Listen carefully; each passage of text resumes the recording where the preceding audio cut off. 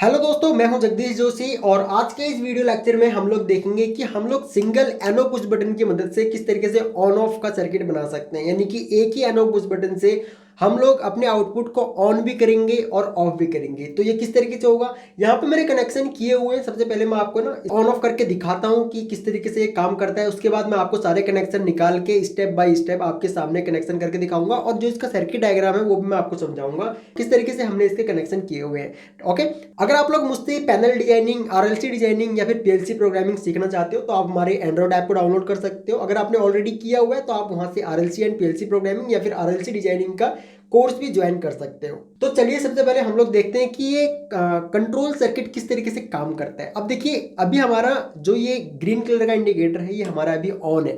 ठीक है, इसका मतलब हमने इसको ऑलरेडी पहले ही ऑन कर दिया था। अब मैं इसको एक बार प्रेस करूंगा तो ये देखिए ये ऑफ हो जाएगा।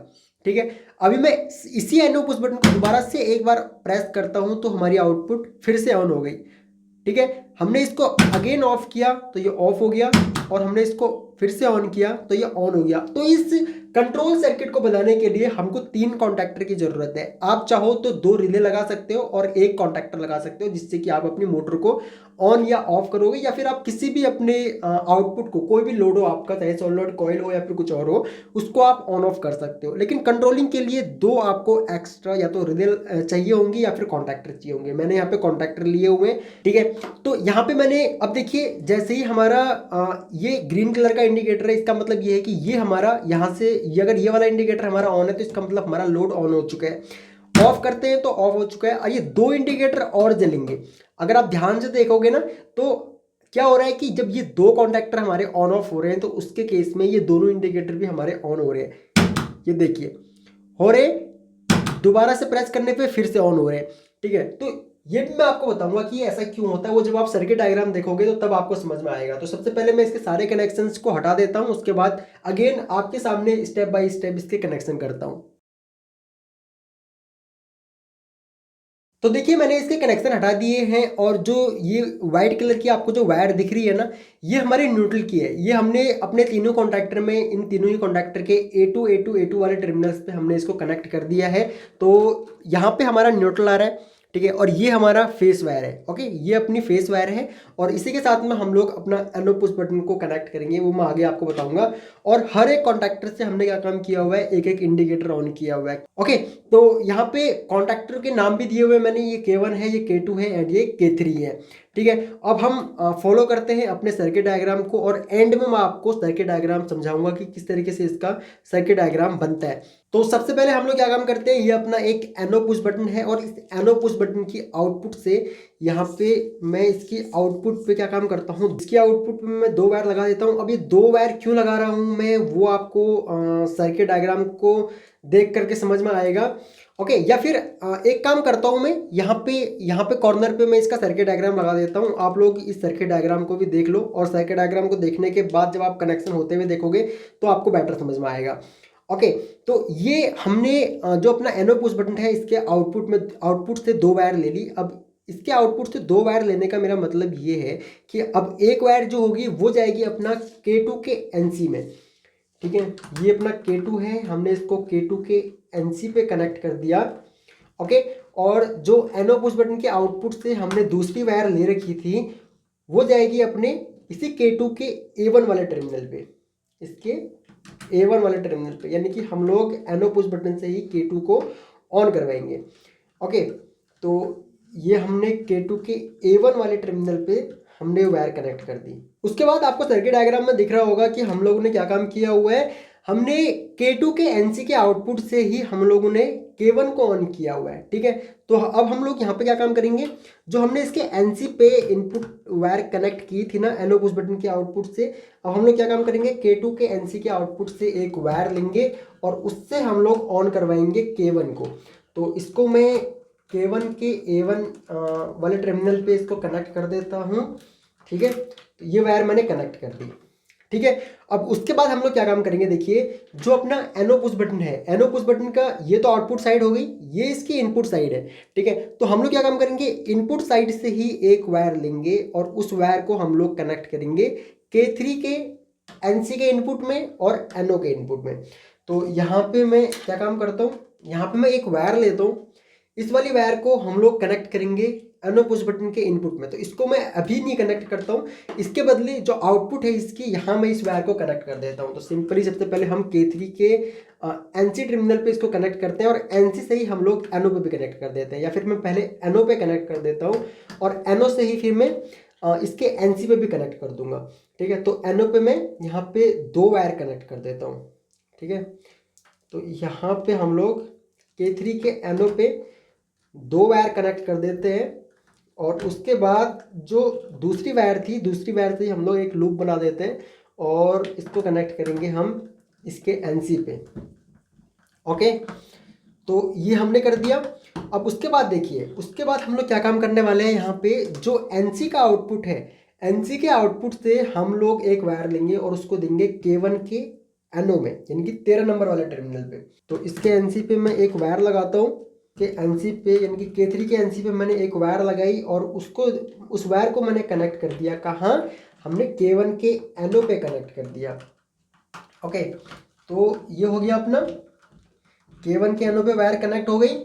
और उसके बाद अब हम लोग क्या काम करने वाले हैं, यहाँ पे K1 के ही आउटपुट से हम लोग एक वायर लेंगे और उसको कनेक्ट करेंगे हम A1 पे। लेकिन उससे पहले मैं क्या काम करूंगा, मैं K3 के ही NO से एक वायर दूंगा और उसको कनेक्ट करूंगा K1 के NC के इनपुट पे। ठीक है, तो हम लोग इसको भी करके देख लेते हैं। सबसे पहले मैं क्या काम करता हूँ, जो अपना K3 है इसके NO के आउटपुट से एक वायर इस पे कनेक्ट करता हूँ। ठीक है, K3 के आउटपुट में, NO के आउटपुट में, ठीक है, 14 नंबर वाले टर्मिनल पे यहाँ पे मैं एक वायर कनेक्ट करता हूँ और उसके बाद इस वायर को मैं कनेक्ट करता हूँ अपना जो K1 वाला कॉन्टैक्टर है इसके NC के इनपुट में। तो देखिए इस सर्किट में हम लोग क्या काम कर रहे हैं, K1 का NC, K3 का NO, K3 का NC, K1 का NO। ठीक है, इस तरीके से ये कंट्रोल सर्किट बनता है। उसके बाद हम लोग क्या काम करेंगे, जो अपना K1 है, K1 के NO और NC दोनों को ही आपस में एक लूप बना देंगे। तो सर्किट डायग्राम में आपको दिख रहा होगा कि K1 के NO से हम लोगों ने K3 को ऑन करवा रखा है और K1 के NC से ही हम लोगों ने यह काम किया हुआ है, K1 के साथ में भी उसको कनेक्ट किया हुआ है। ठीक है, तो हम लोग यहाँ पे क्या काम करेंगे, K1 के जो NO और NC है इन दोनों को ही लूप बना करके कनेक्ट कर देंगे और यहाँ से एक वायर लेंगे और उससे अपने K3 को ऑन करवा देंगे। तो सबसे पहले मैं क्या काम करता हूँ, इसके NO पे एक वायर कनेक्ट करता हूँ। ठीक है, K1 के NO के आउटपुट पे एक वायर कनेक्ट करता हूँ और उसके बाद हम लोग एक वायर लेंगे, इन दोनों ही वायर्स को आपस में इस तरीके से कनेक्ट करके हम K1 के जो K1 का जो NC है इसके आउटपुट में इस वायर को कनेक्ट कर देंगे। ठीक है, इसके NC के आउटपुट पे मैंने ये वायर कनेक्ट कर दी और उसके बाद अब इसी वायर से हम लोग क्या काम करते हैं, जो अपना K3 है, K3 को ऑन करवा देते हैं। ओके, तो ये हमने K3 को ऑन करवा दिया। ठीक है, तो यहाँ पे कनेक्शन हमारे लगभग कंप्लीट हो चुके हैं। अब लेकिन जो मैंने ये वायर पहले यहाँ कनेक्ट करी थी ना, मैंने कहा था बाद में कनेक्ट करूंगा, तो जैसे कि हमने सर्किट डायग्राम में आपको दिख रहा होगा कि जो अपना एनो पुश बटन है, एनो पुश बटन के इनपुट में मैं 2 वायर कनेक्ट करूंगा।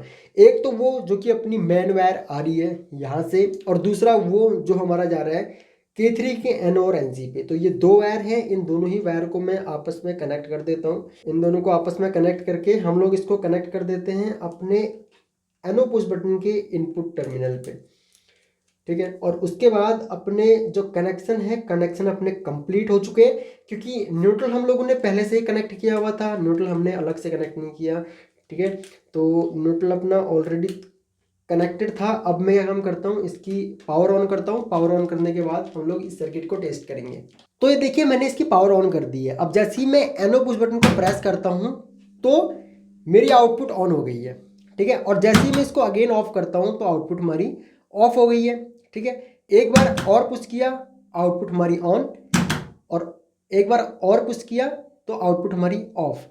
ठीक है, तो इस तरीके से हम लोग सिंगल पुश बटन से अपने किसी भी कंट्रोल सर्किट में ऑन या ऑफ का हम कंट्रोलिंग कर सकते हैं। अब हम लोग समझते हैं कि भाई इस जो भी हमने वायरिंग करी इसका हम लोगों ने किस तरीके से इसके कनेक्शन किए हैं।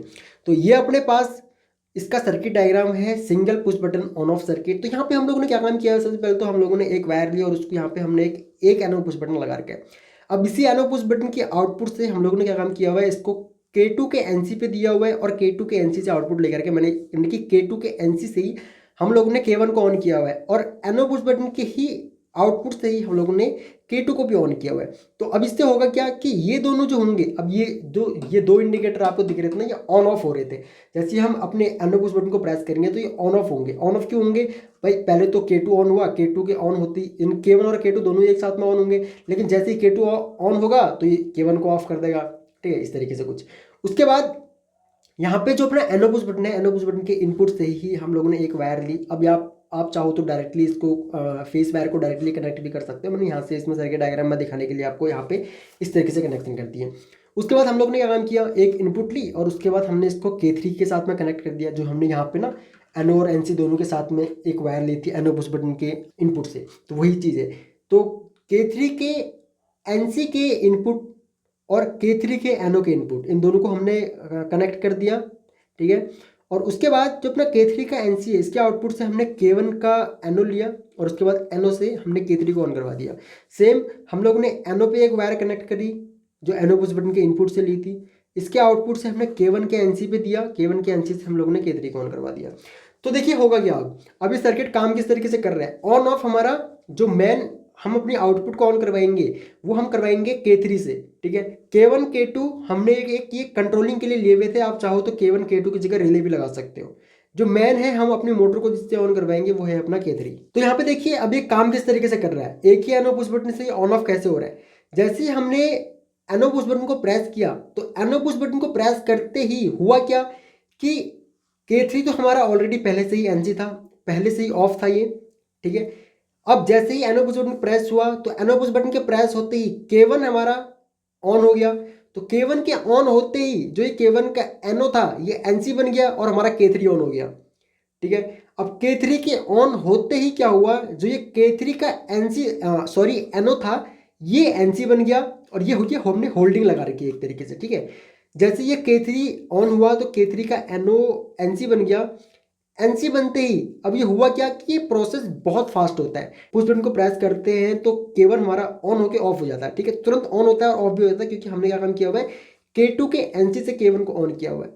ठीक है, तो यहाँ पे ये K1 तब तक ऑफ हो चुका होता है, हमारा K1 हमारा ऑफ हो चुका होता है तो इसकी NC अगेन पहले मतलब कि NC ही बनी हुई रहती है।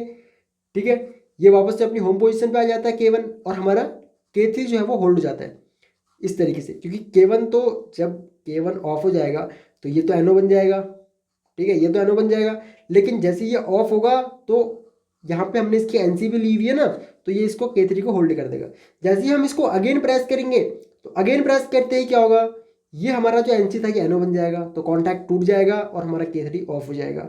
जैसे ही हम अगेन प्रेस करेंगे तो अगेन सेम हमारा ये होल्ड हो जाएगा, अगेन प्रेस करेंगे तो ये अगेन हमारा K3 ऑफ हो जाएगा। तो इस तरीके से एक सिंगल NO पुश बटन से हम अपना ऑन ऑफ का कंट्रोल सर्किट बनाते हैं। और ये इस तरीके का कंट्रोल सर्किट आपको कहाँ मिलेगा, वैसे तो हम बहुत ही कम यूज करते हैं, लेकिन इंटरव्यू में आपसे इस तरीके के क्वेश्चंस पूछ लिए जाते हैं।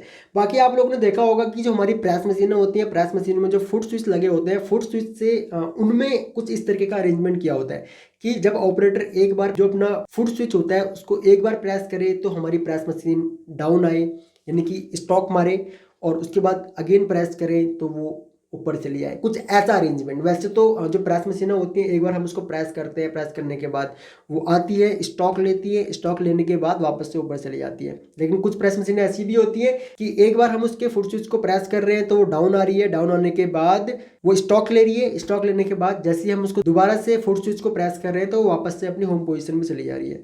ओके, तो ये था single push button on off circuit. I hope कि आपको ये वीडियो पसंद आई होगी।